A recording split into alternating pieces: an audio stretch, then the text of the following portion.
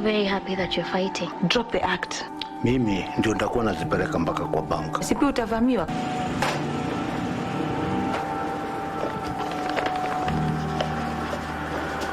Yeah, Alex. Kuna hivyo udo iko na less na 5k. Uko tayari kulea?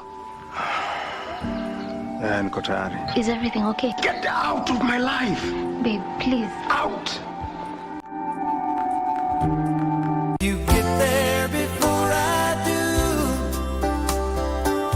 Don't give up on me. I'll meet you in my butterfly kisses at the bedtime prayer, sticking little white flowers all up in her hair. Still, you're still the one I run to, the one that I belong to. You're still the one I want for life. Talk about Mpox and whether we should be worried. We have two clades, that is clade 1 and clade 2. And that clade 1 was mostly between animals and humans. And that is what has been driving outbreaks mostly within Central Africa. I myself currently know, but I do not even know anything about it. So I think I should do more even research myself. But even the government should do more research and give us the public announcements back. We have upped our surveillance, we have upped our screening, and we pray that there is no transportation of the same that will get into our country. Recently, the World Health Organization declared Mpox a public health emergency of international concern. On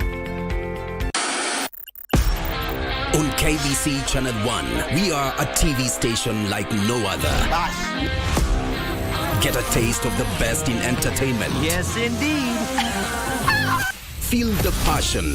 Will you promise me? I swear that you will never lose me. I can't get married to you. I'm sure you knew about it. That's why you're making fun of me. Experience the drama. Get out! Who is the man in this one? And the laughter.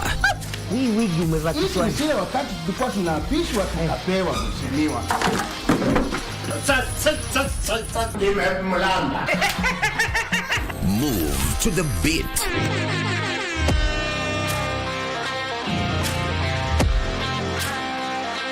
We are live from Broadcasting House. And get informed on the latest happenings. KBC Channel 1. Wow. Yeah! We are the full package. Oh yes. And Kenya's watching. Thank you very much for joining us.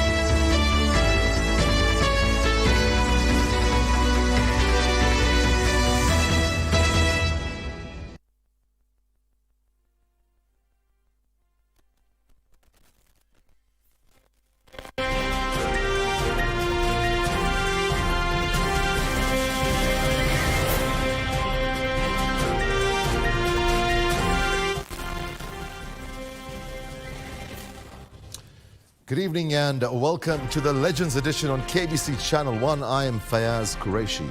Our sign language interpreter for tonight's edition is Lucy Mara. But first, a quick look at stories making headlines on tonight's bulletin.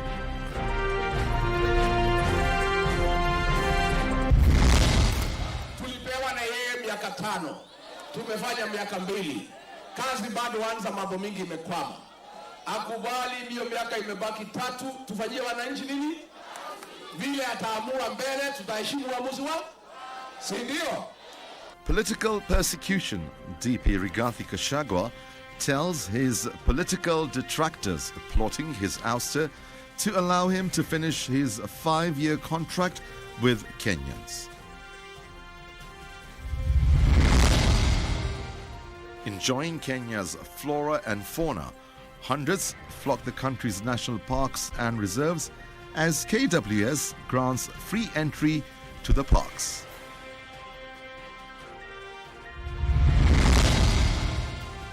And push for safe abortions. Civil societies commemorate International Safe Abortions Day with calls to amend laws barring safe abortion care.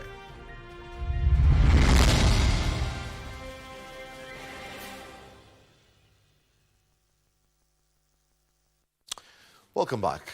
The push to impeach Deputy President Rigathi Gachagua is rapidly gaining traction, with the United Democratic Alliance UDA Acting Secretary General Hassan Omar disclosing that at least 300 members of parliament have so far signed in support of Gachagua's impeachment motion, exceeding the required threshold of 117 MPs needed for the motion to be tabled in parliament. Speaking during the launch of UDA Comrades Mombasa chapter, Hassan expressed disappointment with Gachagua's leadership approach, accusing him of fostering tribalism, asserting that if the motion sails through, the deputy president will also be rejected as a member of the UDA party. Sentiments echoed by Kititu Chache North MP and UDA party treasurer Japhet Nyakundi, emphasizing the importance of having a deputy president who symbolizes national unity and who listens to concerns of all Kenyans, regardless of their regional background. National Assembly members are expected to table the impeachment motion against Deputy President Rigathi Gachagua next week.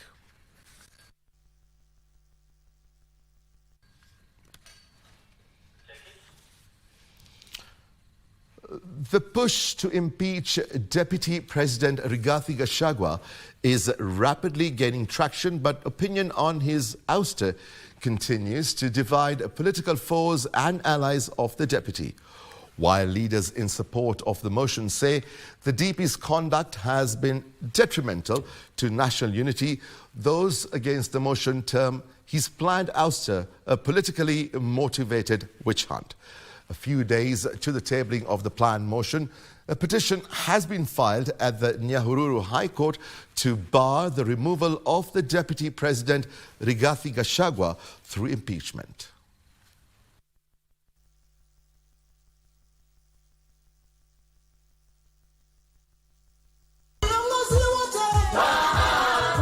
The rising political storm surrounding the ouster motion of Deputy President Rigathi Gachagua intensified Saturday, with reactions on the same split across the country's political divide. The impeachment talks having drawn sharp reactions among leaders. Should that motion of impeachment sail through, our immediate concern then will be to eject him also as a member of the party, because then you cannot be found to be grossly incompetent, grossly undermining the constitution and national unity, and then still become a ranking member of this party. Because we don't want a deputy president who talks about his region, who advocates only about his region. Because if we go that way, all these other regions will also require to have their own deputy president. And because we don't want to have 8 deputy presidents, we will remove him so that we have a deputy president who is ready to listen to Kenyans and who is ready to serve Kenyans, despite the race, color, region, and where you come from. Kama mtu mmoja anataka kupeleka watu kwa vifo, au arrested. Because hii sheria iko katika sheria zetu. Official Secrets Act, kwenda soma. Wewe ulipepa Biblia, ukadanganya Mungu, Mwenyezi Mungu nisaidie to run the government. And then you start contradicting the government policies, and yet you sit in the cabinet. You sit in the National Security Committee, and you create a departure. you should be arrested. Sisi watu wa mlima tulipeana kura zetu. The DP ouster motion has been criticized by Deputy President's allies within the ruling Kenya Kwanza coalition, who have termed the motion unconstitutional and sponsored by elements keen to destabilize the government. Mheshimiwa Rais, na kuomba tafadhali uombe ufanye public participation. Uite maaskofu wale ambao walikuwa wanakuombea wewe na Rigiji. Uulize maaskofu wetu wa makanisa yetu yote kama wanataka Rigiji afukuzwe. Vile watakwambia Your Excellency usikilize. With those behind the plan seeking to have it supported by a majority of members of parliament at the National Assembly, a Kenyan youth has filed a petition at Nyahururu High Court to bar the removal of Deputy President Rigathi Gachagua through impeachment. Dennis Ndereva, who filed a petition on Friday, says recurrent conflicts between the president and his deputy will undermine the country's governance and service delivery. As leaders plot and re-strategize, all eyes will be on Parliament this coming Tuesday to see if the planned ouster motion will make it to the floor of the House and what that will mean for the country's second in command. For Legends Edition, I'm Gladys Mungai. Right, we'll go back to the leading story. The footage has just come in. The push to impeach Deputy President Rigathi Gachagua is rapidly gaining traction, with the United Democratic Alliance UDA Acting Secretary General Hassan Omar disclosing that at least 300 members of parliament have so far signed in support of Gachagua's impeachment motion, exceeding the required threshold of 117 MPs needed for the motion to be tabled in parliament. Speaking during the launch of UDA Comrades Mombasa chapter, Hassan expressed disappointment with Gachagua's leadership approach, accusing him of fostering tribalism, asserting that if the motion sails through, the deputy president will also be rejected as a member of the UDA party. Mwingine anaweza nitoa kwa kazi isipokuwa nyinyi. Kweli ama uongo? Kweli ama uongo? Talk of a planned impeachment of the Deputy President in the National Assembly dominated a working tour of the second-in-command in Kirinyaga, Embu and Meru counties. Na ndio nimepita hapa, nitapita hapo Runyenjes, Chuka mpaka Meru. Niongee na watu wetu waniambie kama wanataka tukae tukiwa kitu kimoja. It is here that the DP lashed out at the legislators plotting to impeach him, asking them to focus on their legislative and representation role instead of the executive arm of the government. Rigathi further accused the signatories to his impeachment motion of having been well-oiled to participate in his ouster. Tulipewa na yeye miaka 5. Tumefanya miaka 2. Kazi bado anza, mambo mingi imekwama. Akubali ndiyo miaka imebaki 3, tufanyie wananchi nini? Vile ataamua mbele, tutaheshimu uamuzi wa? Si ndio? Anasema kae kidete. Politicians accompanying the DP, who is engaging the public on reforms in the coffee and tea industry, as well as the Miraa and Mogoka trade, also took a swipe at the promoters of the impeachment motion. Hiyo Tuesday tunasubiri sana. Wale ambao wanaleta impeachment wajue ya kwamba wakitoa Rigathi Gachagua wameachana na Mount Kenya region, wajipange kule kwingine wanataka. Na mimi nataka niseme, walituambia wanaleta broad-based government, lakini kumbe walitaka wapate wabunge ili watoe Rigathi Gachagua. Please, Your Excellency, we know you have the ability to stop the upcoming impeachment. We know that if you talk to members of parliament, wataachana na hayo maneno. Abdiaziz Hashim for Legends Edition. A family in Kitengela, Kajiado County is mourning the brutal murder of 32-year-old Mary Wende, whose life was tragically cut short following a domestic dispute. The incident occurred in Kiangombe area, where Wende and her husband's disagreement quickly degenerated into a fatal confrontation. A senior sub-county police commander, Patrick Manyasi, says that a manhunt for the suspect has been launched.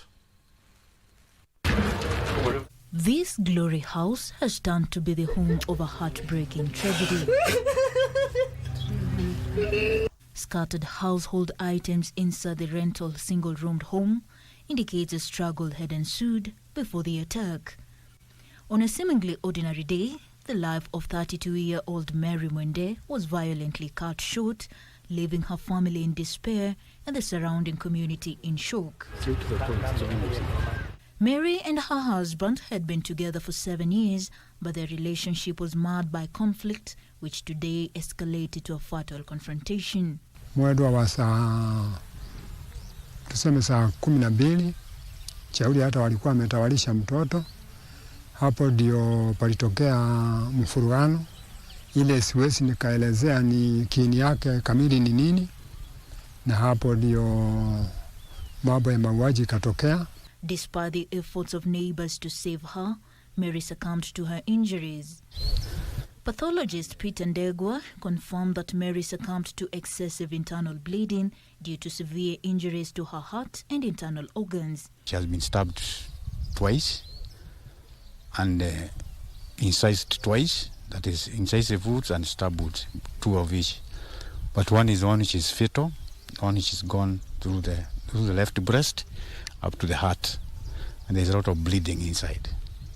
So because of death, loss of blood internally due to that penetrating sharp force trauma. Mary's body is now preserved at the Kitengela Sub-County Hospital mortuary. Paulina Simiu for Legends Edition. Thousands of Kenyans flocked national parks and game reserves across the country today to commemorate a World Tourism Day.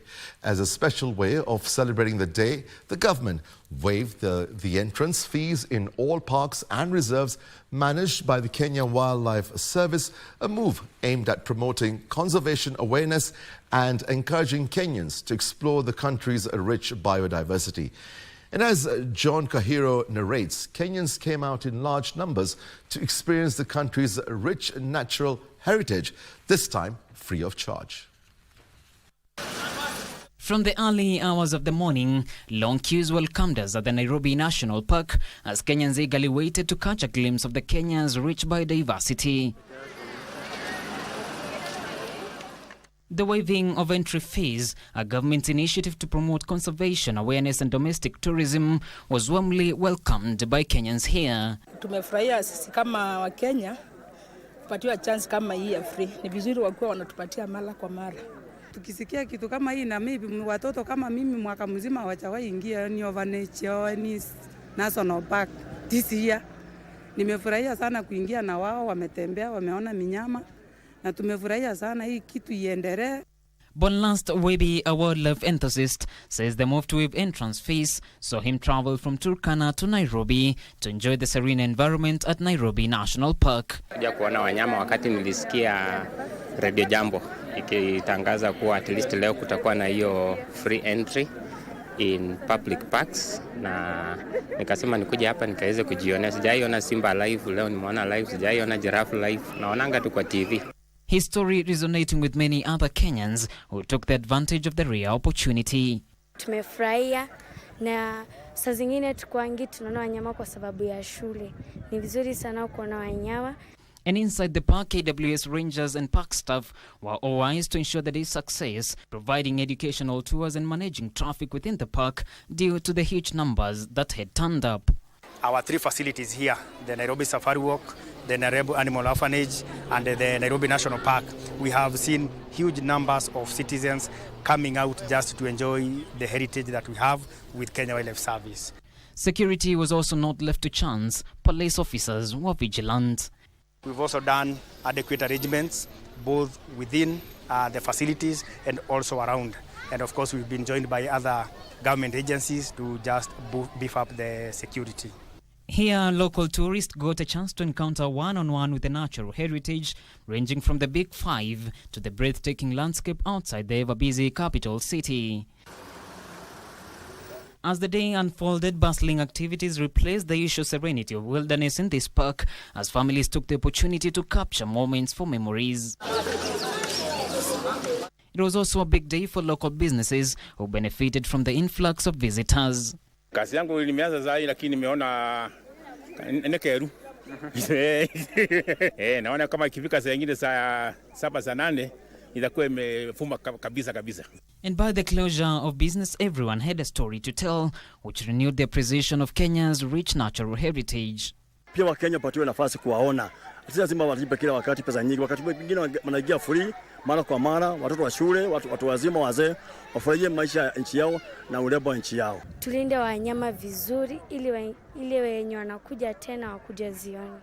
Kenyans have turned out in large numbers to celebrate the World Tourism Day in a special way as they gain free access to all KWS managed reserves and parks across the country to explore and enjoy the Kenya's natural heritage. John Kahiro, Legends Edition from Nairobi National Park. Religious leaders continue to voice their opposition to the religious organization bill, arguing it will erode gains in the protection of freedom of worship. The men of the cloth, speaking separately in Trans Nzoia and Homa Bay counties, say the bill is retrogressive and should not be allowed to sail through. The bill, sponsored by Tana River Senator Danson Mungatana, has been received with sharp criticism from religious leaders. Find this bill a bill that is utterly against all consolidated religious freedoms which are guaranteed under the Constitution of the land. We need that distinction. We don't want the state to interfere and get into the church. Speaking in Homa Bay town, the area National Council of Churches of Kenya chairman Abraham Zodongo cautioned against the passage of the bill, which he said is tantamount to interference with the autonomy of churches. Asking that this bill be dropped as it is, the entire bill, not even sections. Just as my colleagues have said, we want it to be relooked into. There are contentious clauses, there are contradictions. He also led church leaders in expressing concerns on the potential effects of the religious practices in schools, particularly regarding the need for parental consent for clerics to engage with students. A similar message was conveyed by church leaders in Trans Nzoia County, who, in rejecting the Church Bill 2024, lamented that if passed, it may spark bad blood between the church and the government. For Legends Edition, I'm Joseph Wahungu.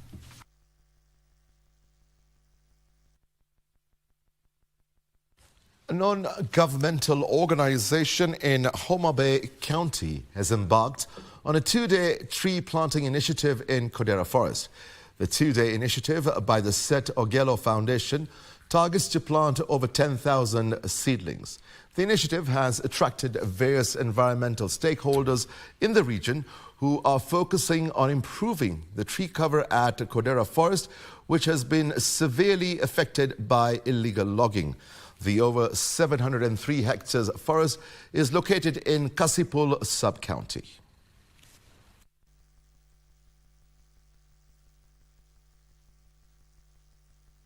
We tried as much as possible to educate them.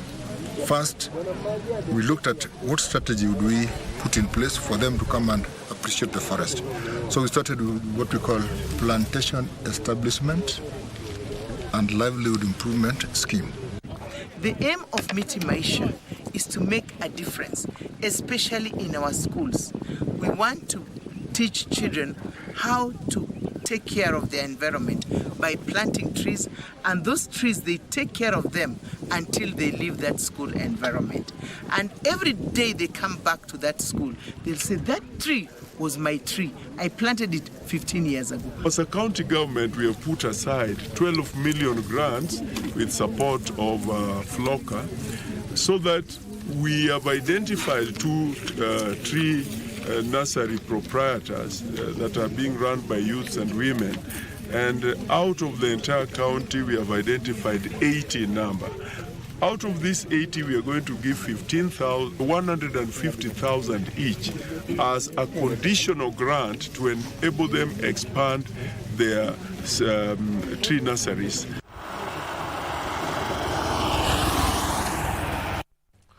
Right, it's time for a quick break and we'll be back in a short while. Stay with us.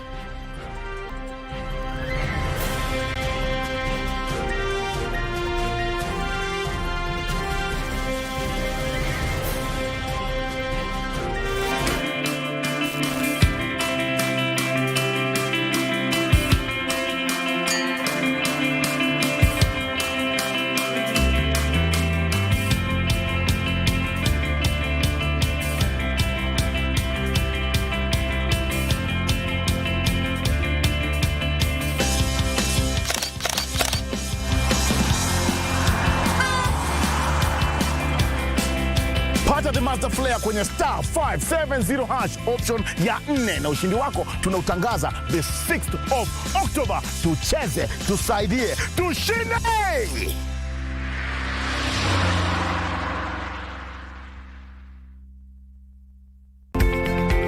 Talk about Mpox and whether we should be worried. We have two clades, that is clade 1 and clade 2.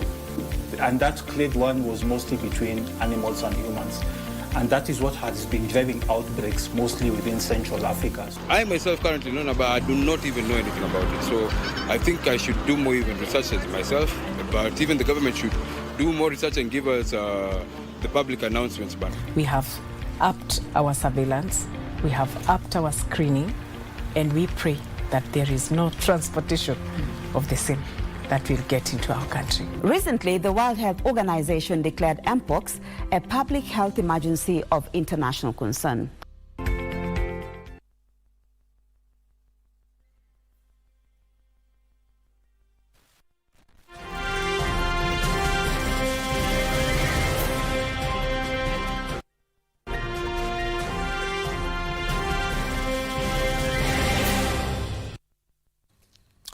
Welcome back.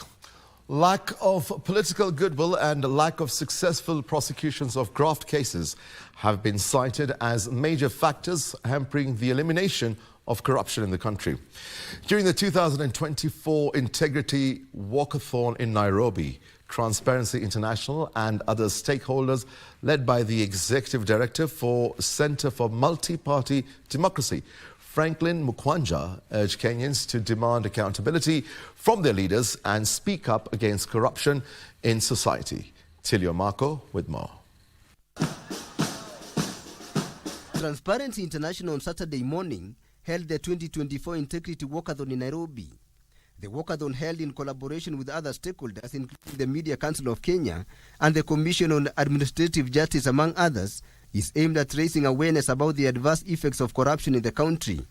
Led by the Executive Director for Center for Multi-Party Democracy, Franklin Mukwanja, they decried lack of political goodwill in the fight against corruption in the country. If you look at the lack of information around big multi-billion projects like the Adani, if you look at the way the issue of fake fertilizer was handled, when you hear about the way members of parliament behave around these issues, then we have a reason for concern. If citizens continue asking questions, that is how the Adani deal has come into force. So if we continue asking questions, we continue demanding accountability, for such corruption cases, then obviously we hope and hope against hope that the relevant institutions, including the ODPP, the EACC, will take action. The data released by the organization in January this year reveals that Kenya declined from a score of 32% in 2022 to 31% in 2023 in the fight against corruption. This is said to be due to lack of successful prosecutions in graft cases, with a number of cases either dragged inordinately, withdrawn by the prosecution, or resulted in acquittals with no publicly known efforts to review the withdrawn cases or appeal the cases lost. The most important thing is for the country and individual citizens to take responsibility. And we are here taking responsibility largely as civic actors to ensure that accountability and integrity is demanded. The report ranks the country at position 126 out of 180 countries assessed in the Regional Corruption Outlook. According to the report, Kenya's score of 31 points fell below the sub-Saharan average score of 33 points and the global average score of 43, and that a score below 50 indicates serious levels of public sector corruption. The theme of this year's walkathon is Standing Up for Integrity. Tilio Marco for Legends Edition. Civil society organizations have spelled out a 6-point plan to enhance safe abortion care during celebrations to mark International Safe Abortion Day. The event, held in Nairobi, was characterized by calls to amend restrictive laws and policies which they say jeopardize efforts to ensure safe abortion and deny women and girls their right to reproductive health services as enshrined in the Maputo Protocol. A section of civil society groups convened in Nairobi to commemorate the International Safe Abortion Day 2024. It is here that calls were made for the government to amend laws governing abortion to ensure compliance with the Maputo Protocol. When we talk about abortion, and mainly it affects the most vulnerable. When I say the most vulnerable, the poor young girls and poor young women and women from the informal settlements are the ones who are dying due to the deaths that are associated with unsafe abortion. Our call today is for the authorities to ensure that the access to abortion under the Constitution, under Article 6 of the Constitution, is guaranteed, so that our girls and women are able to access the abortion that is legally available to them in a safe manner. In a celebration at Ruta Stadium in Kawangware, civil society organization led by Center for Reproductive Rights expressed concern on the legal and administrative barriers. Today, the conversations that we've had remind us on the urgent need for the decriminalization of abortion in the Penal Code. From Section 158 to 160, the Penal Code has the effect of offering a blanket criminalization of abortion, and this is not in alignment with Article 26(4) of the Constitution. Among the proposals to enhance access were amendments to the criminal and other laws regulating abortions, adoption, dissemination and implementation of comprehensive evidence-based guidelines to support healthcare providers deliver safe abortions in aftercare services, providing accurate and non-judgmental information, conducting public awareness campaigns bolstering healthcare infrastructure, as well as support provision of safe abortion services. We are here today also to stand in solidarity with women and girls who have found themselves as victims of unsafe abortion because of the policies and laws that have been put into place that criminalizes women to have access to post-abortion care in this country. This comes amid statistics that show 185 maternal deaths occur per 1,000 abortions, with more than 75% of abortion estimated to be unsafe. The statistics further reveal that approximately 6.2 million unsafe abortions occur annually across the African continent. The group regretted the devastating impact of abortion on women and adolescent girls, including severe health complications. As Women Collective Kenya, we did a survey recently in terms of access to abortion care services under the law in facilities in Nairobi County, and we found that 62% of girls and young women are unable to obtain abortion care services as guaranteed by the Constitution in our facilities. We also have many girls and women who end up seeking unsafe abortion because there's also lack of information on access to safe abortion in the country. So there's a widespread perception in the country that abortion is illegal, that it's unsafe, and that's not the case. And the effect of this is that many girls and women end up losing their lives. The celebration was marked under the theme Kick Abortion Stigma Out. Timothy Kipnusu for Legends Edition. A section of human rights organizations are calling for investigations into alleged human rights violations perpetuated against civilians in the ongoing peace mission in the Democratic Republic of Congo. A report by advocates shows over 400 individuals are being held in illegal detention centers.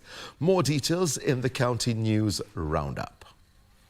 The release of 1,685 seriously ill inmates from one of the country's prisons sparked queries on the safety of civilians among human rights groups. We are at the UN Embassy to do peaceful protest against Congolese Tutsi who are being killed. They say failure by DRC government to engage with the M23 armed group and other stakeholders was undermining critical pathways to peace. This is a day 2 to the protest, and the message we would like to give to the youth is to let them know that we shouldn't just be 3 of us here. We have so many girls and women out there who should just come. And in Kenya, Colin Soyu, the Secretary General of the Kenya National Union of Teachers, wants NAT and KUPPET to unite to address challenges of unfair recruitment practices, lack of promotions and unlimited pensions facing teachers. We have seen how difficult how painful and how challenging it is to run different unions in one outfit. Teachers cannot afford to belong to different unions. There is a need for TSC to review, do an assessment, and give room for transfer from JSS to secondary. So that some of these teachers who wish to move to secondary schools can be moved. Meanwhile, 1,400 landowners who contributed land for the Lower Kuja irrigation scheme in Nyatike, Migori County will receive compensation totaling 68 million shillings. Initially, there was a figure which had been agreed upon with National Irrigation of 28 million. But later, National Irrigation, before preceding that visit, they did a new evaluation and they agreed with the farmers to a figure of 68 million, just as the governor has confirmed.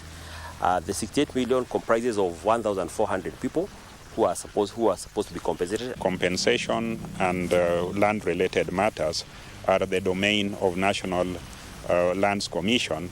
It is the nod of the National Lands Commission that is awaited. So this is good news to farmers, and this is a confirmation that the presidential visit was not just mere talk. It was a talk that has been followed with positive action. Right, after the break, you can join me with the latest from the world of sports. Stay with us.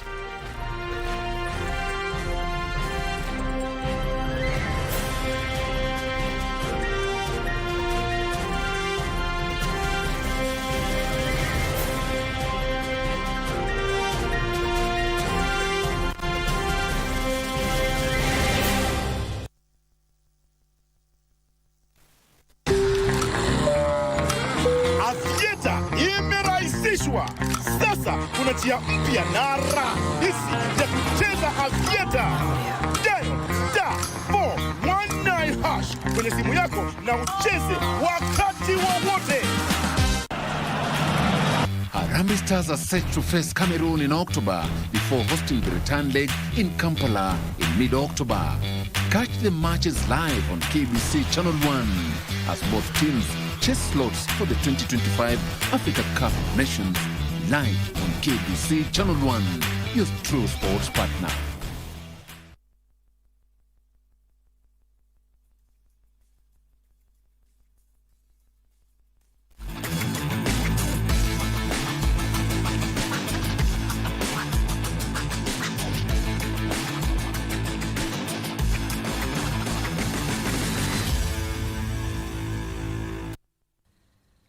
Welcome to the latest from the world of sports. Starting off with the main story tonight. Defending champions Gor Mahia kicked off their campaign with a convincing 4-0 win over newly promoted Mathare United as the Football Kenya Federation Premier League entered the fourth round today across various venues in the country. In another match, Bidco United held Talanta FC to a 1-1 draw at Utalii grounds. Talanta FC, under the tutelage of Jacqueline Juma, were aiming for maximum points after registering a 1-0 win over Robert Matano's Sofapaka in their last encounter. However, Talanta found themselves trailing through Peter Nzuki's 74th minute goal.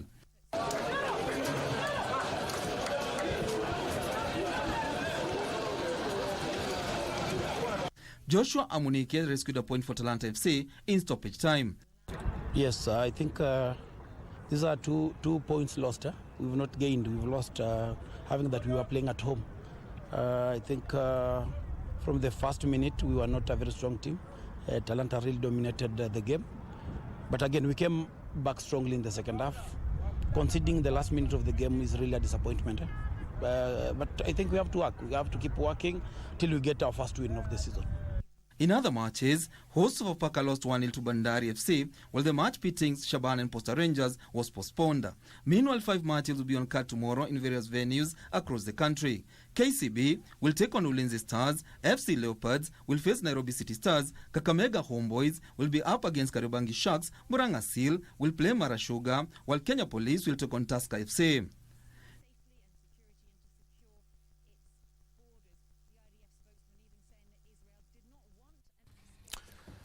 Africa Games middleweight champion Edwin Okongo of KDF humbled David Ojode of Kibra in a referee stop contest decision to advance to the finals of the third leg of the National Boxing League at Moi Stadium, Embu. Mike Kohori of Embu also booked a ticket to the finals after stopping Francis Ocheng in the special contest category as Kelvin Maina of KDF defeated Mohammad Katambo of Kongowea in a referee stop contest decision in the flyweight category. Linus Wangi of Nakuru beat Ray Wangi of Laikipia on points in the bantamweight.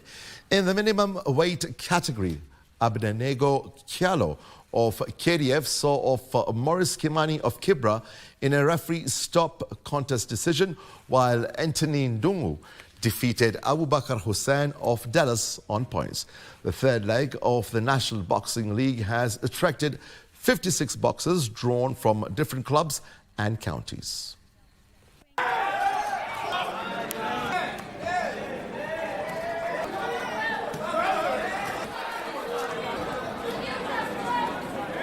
Hii ligi iko salama, iko poa. Nashukuru pia nashukuru jeshi na BFK kwa kuorganize, at least inatuinua juu na inainua vijana juu na kipaji na leta vipaji juu, kwa sababu bila mchezo hata pia mimi singekuwa hapa, kwa sababu ni ligi tu ndio ilifanya tukaweza kuja hapa na kuwa hapa. Changamoto ziko mingi kila mahali, sababu ukijaribu kuangalia hata hapa wale boxers ama zile timu zimefika hapa ni chache kulingana na zile huwa zinafika. Mara mingi tukienda mchezo wa ligi tunapata boxers karibu 100 ama 110 ama 70, lakini hapa walikuja 50 na wasichana 6 ambayo total inakuja 56.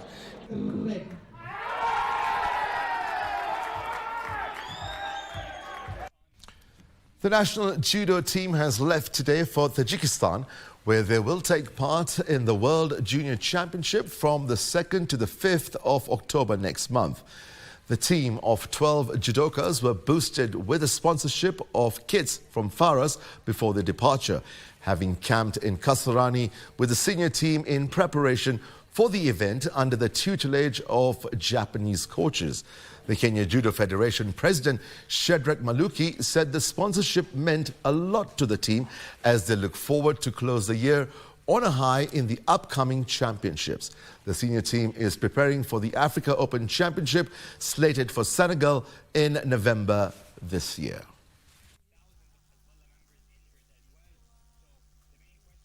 Judo is particularly self-defense technique sport where young people learn on how to defend themselves, and therefore as a responsible corporate institution, we are pushed to support judo. The sponsorship was timely, and I'm very, very, very thankful to Farasi for coming forward and sponsoring our athletes to go and represent our country. A new generation of runners are expected to take center stage at this year's Berlin Marathon, which will be held tomorrow in the German capital city. Most of the major marathon stars have decided to skip the event after Paris Olympics, including the greatest of all time, Eliud Kipchoge, and Ethiopian world record holder Tigst Assefa, leaving the field wide open for both men and women. Since 2015, Kipchoge has won the Berlin Marathon 5 times. Kenenisa Bekele has won twice and Guya Adola once. Kenyan Kibiwot Kandie and Ethiopian Tadesse Takele are among the favorites to win the men's marathon, while Olympic silver medalist Assefa's training partner Tigist Ketema leads a quality field, including 2014 Laureus World Sportswoman of the Year Genzebe Dibaba. The favorable conditions in the German capital have produced 13 world records in the event's 50-year history. Record pace, as you can see that after 10 kilometres.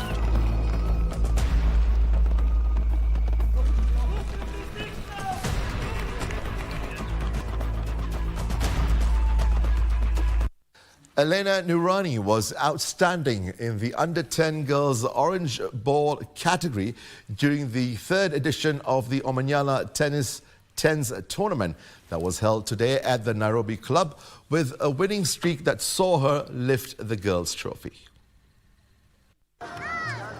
Noorani dominated her games to win 10 out of 10 of the games she played to bag the maximum points and maintain her unbeaten run in the under-10 girls orange ball category. Kenton plays tennis and I felt like joining in, and then I felt I could be really active in the tennis sport. The boys category was won by Ath Pagare, who beat Vajie Aiden into the finals. Elo Maiheu beat Dante Angima in the under-6 boys category. The main purpose for this event is just to identify talent, and that's raw talent because it's 10 and under ages. So we just identify them, and then the federation goes on into nurturing them, and then we are looking forward to seeing superstars in future. African 100 meters record holder Ferdinand Omanyala, who was in attendance, said the Omanyala Foundation will maintain its goal for tapping, nurturing and developing talents, not only in tennis, but other sports as well. The turnout this time was so nice because we had more than 200 children coming out to play. And for me, that's joy. So I'm happy and looking forward to having bigger and bigger events coming in the next years. My aim is to be first. I just broke my leg and I was in a cast for 1 month, and I want to achieve my strokes and I really want to be greedy for it. Over 100 junior tennis players took part in the one-day third edition of the Omanyala Tennis Tournament at the Nairobi Club. For Legends Edition Sports, I'm Daniel Mwendo.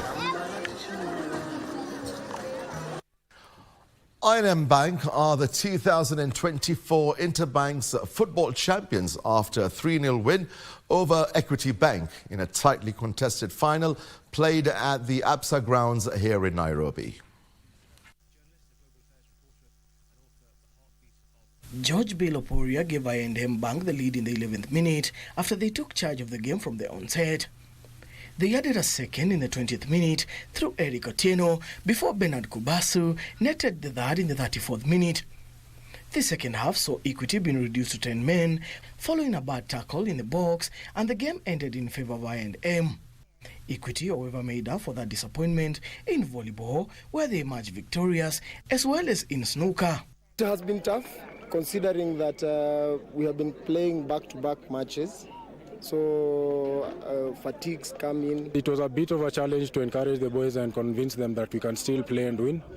And I think we took time to get into the game, but eventually we emerged victors. After conceding, we still came back to equalize and win the game. The Interbanks Championships came to an end today with more than 10 banks taking part. Victor Okech of Braben Swimming Club set a new county record in the 14 to 15 years boys 200-meter butterfly in the ongoing Nairobi County Swimming Association 12 years and over championships held at the Kyoto School here in Nairobi.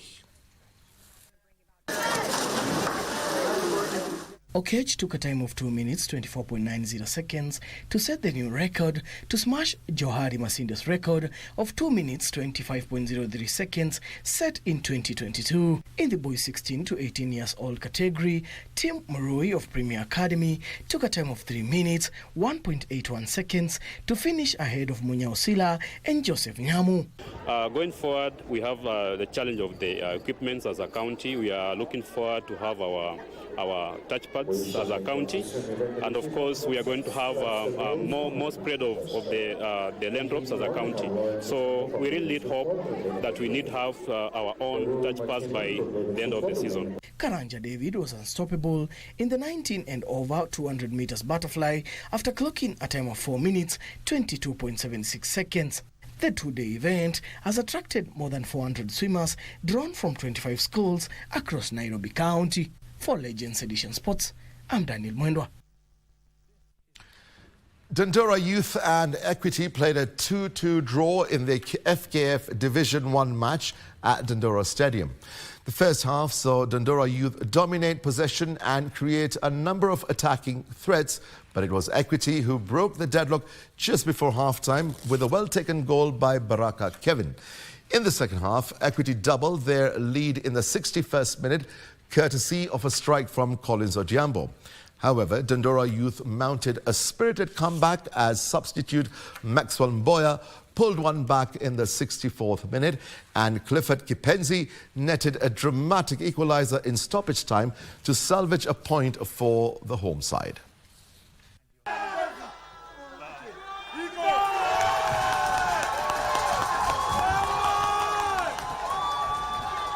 Wamekuwa lucky, hawaja create anything, lakini wamefunga bao mbili.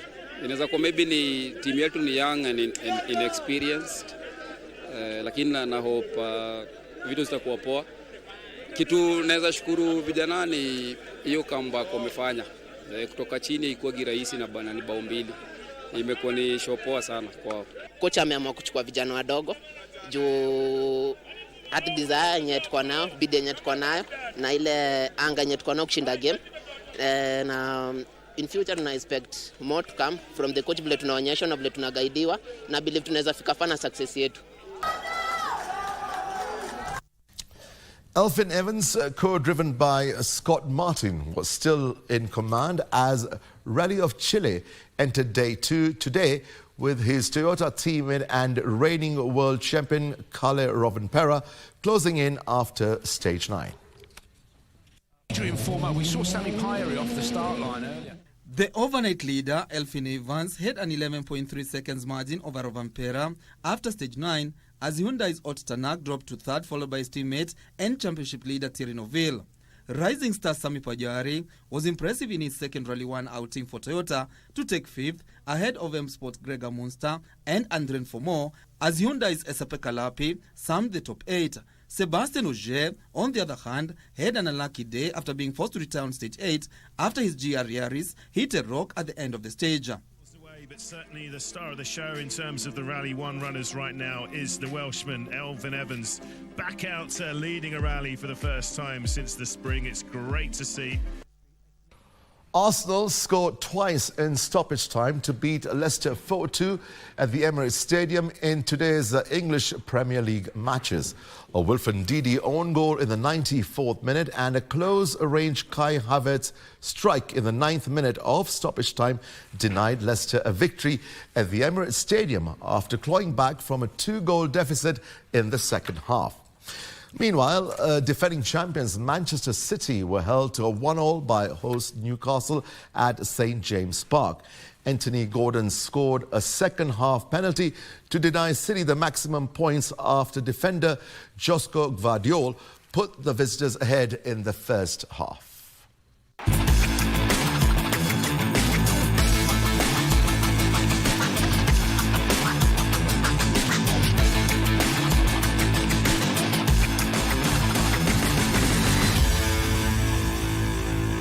Right, that's the latest from the world of sports. I was sitting in for Topi Lemila. I'm sure you all missed him like I did.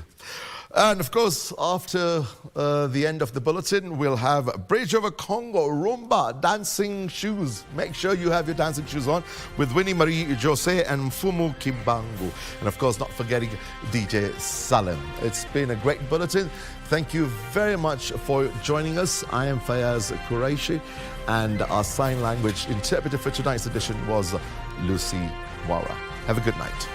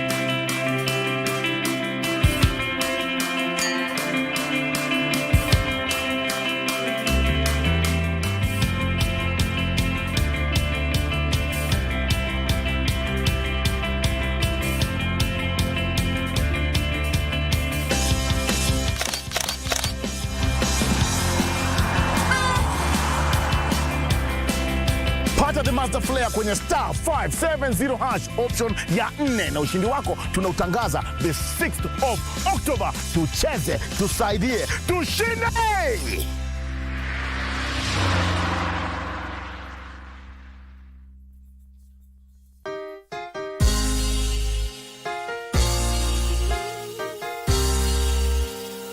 In the name of Jesus Christ, Mungu anatarajia ukanyange hatua mbele.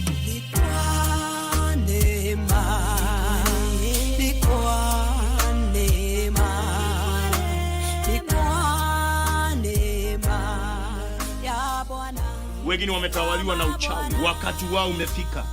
Wewe umenitazama siku ya leo. Neema na kibali cha Bwana kikawe juu ya maisha yako.